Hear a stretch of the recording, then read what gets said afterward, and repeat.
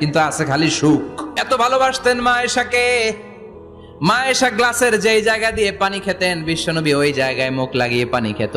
মা আয়েশা গোশতকে হাড্ডি ফেলে দিলে বিশ্বনবী ওই হাড্ডিটা নিয়ে চষতে শুরু করে দিত। এক বালতি থেকে পানি নিয়ে দুইজনে গোসল করত। আবার বিশ্বনবীর সাথে সাথে মাঝে মাঝে বায়না ধরতো, মাঝে মাঝে রাগও করত।